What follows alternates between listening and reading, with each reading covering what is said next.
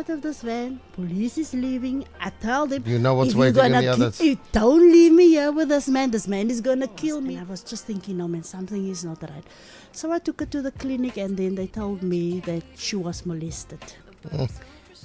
I sat listening and just the horror of what you went through.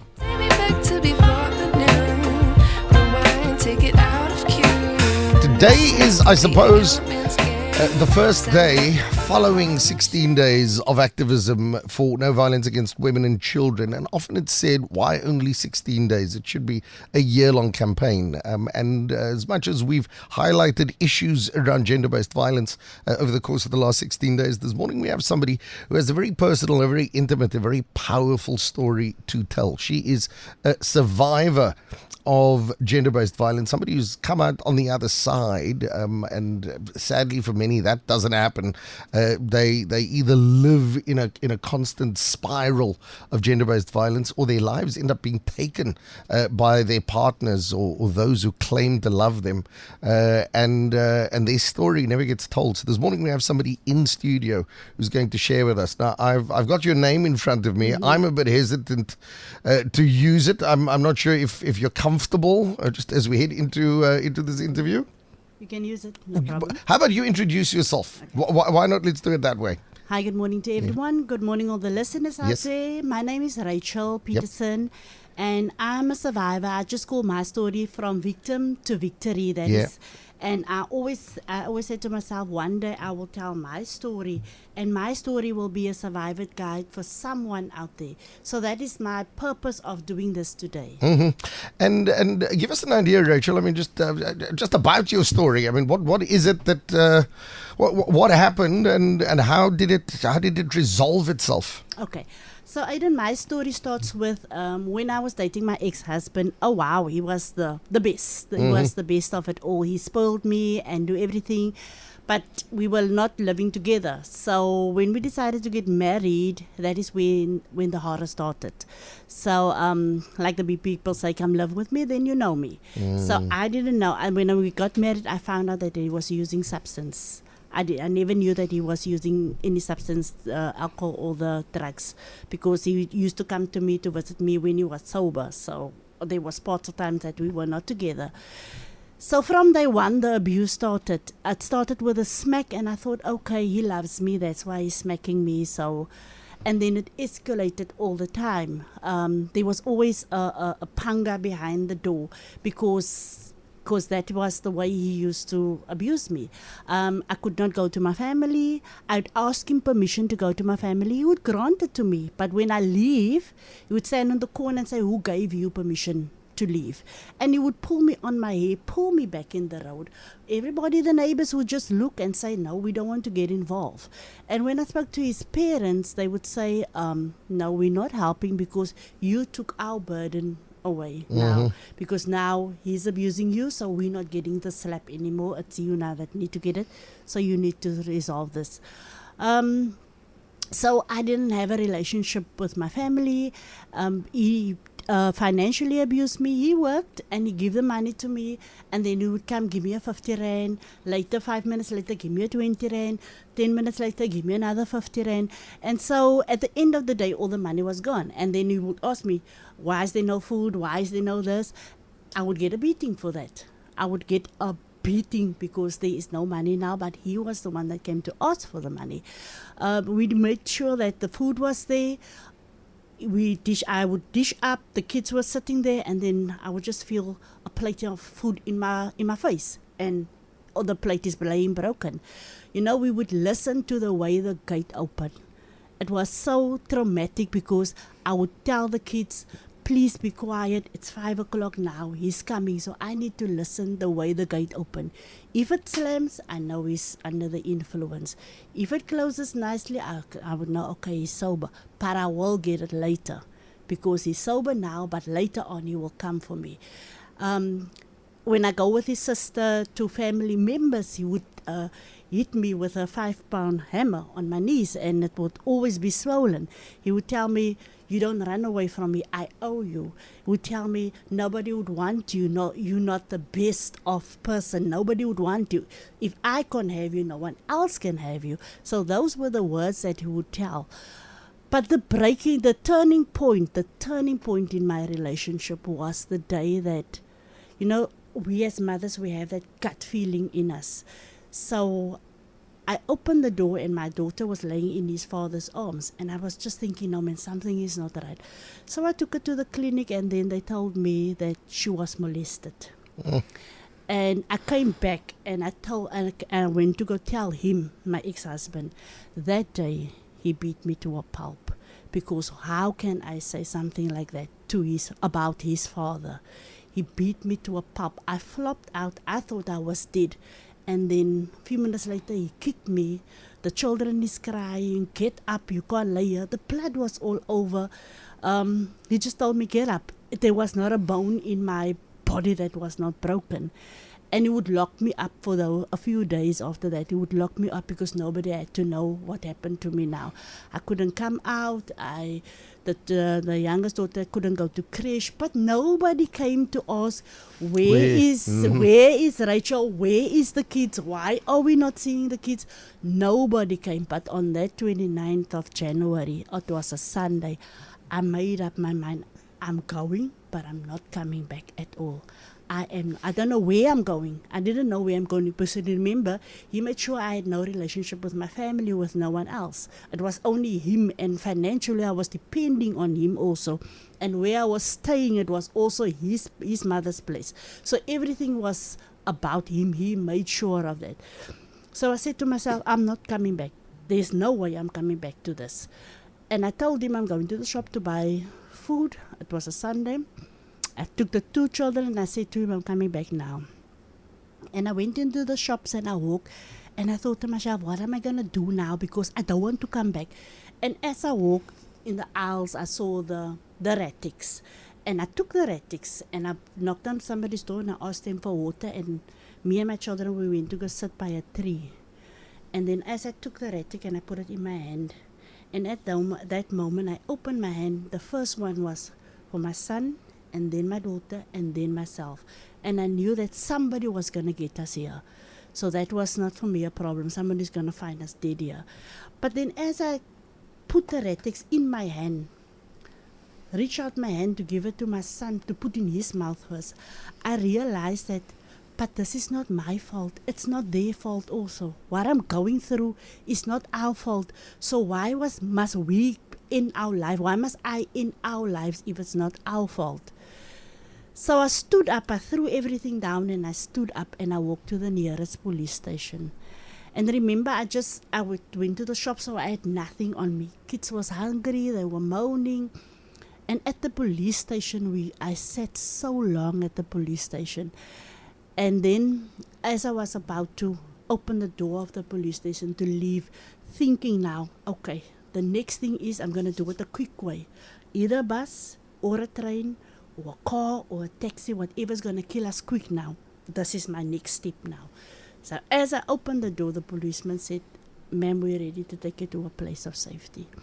And at that place of safety, they empowered me, they learned me, because I didn't understand what I was going through, because I was not exposed to that growing up. So I didn't understand. For me it was because he loves me, this is why he's doing this. But at the place of safety, they learned me what the blue eyes was. It was the physical abuse. What the saying was about you good for nothing, you're no worth it. That was the emotional abuse. The words that he used to say to me, the swearing, that was the verbal abuse. The fact that he kept me away, the isolation abuse. So they empowered me to teach me what I went through. And and when I came to the place of safety, they asked me, do you want a protection order? I said, no, I don't want a protection order. I want a divorce, because I want to finalize this. I don't want to move out and still be part of his life. I want to finalize this. And they assisted me, and in that year I got my divorce. And I made a vow to myself while I was there in that place of safety that I want to be that independent woman that wants to see to her children that wants to make it work for children. At that time, I didn't know how, but I know that this place was going to help me and empower me and teach me how I'm going to get through this. And here I'm standing today. Sure. I sat listening and just the horror of what you went through. It's almost overpowering. You know, it's hard for me, and that's just me listening. What's still about living? What's still about living through this? Couple of things. The children. I mean, how are they? They grew up in a very traumatic, a very violent set of circumstances. As much as you got out physically, mentally, emotionally, spiritually, there's a lot of fixing that needed to happen. How are they after all of this? Well, Aiden, today they are very good, because the reason why I also left while they left so soon, I left my ex-husband after 2 years. I was just married for 2 years. Then I left him. Because I also said to myself, I had a son and I have a daughter. So I don't want my son to believe that this is normal. Mommy, but you stayed. So one day when I abuse my partner, it's fine because you stayed. And my daughter, I did not want her to believe that if someone abuses me, it's right, because my mom went through it and she stayed there. So that was also a motivation for me while I was being abused. It was a motivation for me that I need to get out here, because for my children's sake, I need to get out. So they are doing good. They are doing good. And I can also say that if it had not been for the Lord on my side, I don't know where I would have been today. Because I also want to mention that I went to the police stations very often while I was abused. And when I get there, they would tell me, sorry ma'am, this is a family issue. We don't deal with family issues. They would bring me back in the van, and then he would just stand there, and I know the look, you know, that look that he had put that fear in me. So I knew that I'm getting out of this van, police is leaving. I tell them, you know what's waiting in the others. Don't leave me here with this man is going to kill me. No ma'am, you need to get out, because there's nothing we can do. I would get a beating. Shameful behavior on the part of the police. Hopefully that changes very, very soon. I mean, there's a lot of sensitivity training that needs to happen, just understanding and awareness of what's going on. Where's he in all of this now? He's living with his parents. Yeah, he's living with his parents. So and does he? I don't have that fear for him anymore. But does he have an understanding of what it is he did? I'd like to think that somewhere along the line, the perpetrators get to a point where they too understand it. The same way that you managed to get out, they need to understand they have a problem. Otherwise, this cycle just repeats itself. He's going to end up with somebody else, do the same thing, because to him, this is normal behavior. Well, I can't answer for you, because I don't have that relationship with him anymore. So yeah, and consequences. It's that he's not. Maybe he's having some sort of mental struggle about this. But I mean, it just feels so unfair that he's not suffering any consequences. Because I decided that I want to end a clean this. break. Remember, I decided that I want to end this. I don't want to be that confront him or anything like that. I just want to finish this, because I want to do the best for my kids. My kids was my motivation, because of what happened to my daughter, and he not taking on this and taking his father responsibility for it. It was a no-go. So that motivated me. I'm leaving this, and I didn't know where to go to, but there was a place of safety. So I want to encourage anyone out there that is going through it. I know there was someone that was beaten last night or this morning and need a way out. There is a way out. You don't have to sit in there. I didn't know of places like places of safety. I didn't know places like that. So I couldn't go, but there is places out there. Get up, stand up, get help, ask. There is hope. Never let anyone tell you that you are not more than a conqueror. There is hope, and you can get out. Yeah. I'm just looking at So many messages coming on through. Somebody saying, and I can also vouch for this. My father's still living his best life. Nothing happened to him. The court said we didn't have enough evidence. But we're not scared of him anymore. Here's somebody, I chose to ignore my ex. No confrontation. It can change the behavior of narcissists. All right, so it's exactly what you're saying. Just leave them be. And that's the story. I think many women, many mothers, as much as they think they want to get out of it, stay because they want the children still to have a father. And mothers take on a lot of pain. I mean, they bear their children's pain in all sorts of ways, and in their minds I think they perhaps rationalize that, well, yeah, I'm used to being beaten, but at least the kids still have a father in the home. You know, what advice to women in that position at the moment who are staying there knowing what's going to happen? Like you say, you hear the gate close, you hear the door close, it's Friday, it's weekend, and everything that comes along with it. You know what is going to happen to you, but you stick around for the kids. But sometimes it's not just about the kids. It's about, as I said, I was isolated. So there's nowhere else to go to. You have nowhere else. You will go to a friend for 1 night or 2 nights and then you have to go back. And he knows that. So that's why I'm saying people need to ask out there, what can I do? This is what I'm in an abusive relationship. I need to get out. There is help out there. Ask, there's no excuse for abuse. Ask and say, I want to get out. There is help and there is safe places to go to.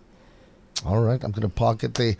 Rachel, thank you so much. That is such a powerful story. I mean, I'm just looking at so many people saying same kind of thing happened to them, and this sounds exactly like what my mom went through, says somebody. I mean, it's just on and on. And as we enter this holiday period, you know, as we head into what we call the festive season, the reality that Rachel has sketched for us is happening behind closed doors in very many families. And let's hope, Rachel, by having you on air with us this morning, you've sparked something in one woman's mind, 2 women, 5 women, who knows, who now know this is not what I need to have. I don't need to endure this over Christmas and on into New Year, and maybe, just maybe, there'll be a couple of breakthroughs in people's lives. So thank you very much for sharing your story with us. Thank you, Aiden and the Breakfast team, for having me here, that I could motivate and inspire someone out there with my story. And I believe that somebody will stand up and say, I've been in this for far too long. Yeah. I need to get out. So this is why I'm doing it. Thank you. It starts with wanting to get out. It is followed by getting out. And then it's married with finding the right help. So that you can turn your life around. I think that's what we were able to take away from Rachel's story with us this morning. Joined in a little while by the Community Chest. They've got some incredible programs and they're able to share with us. So we'll pick that up on the other side of a news update. That's on the way.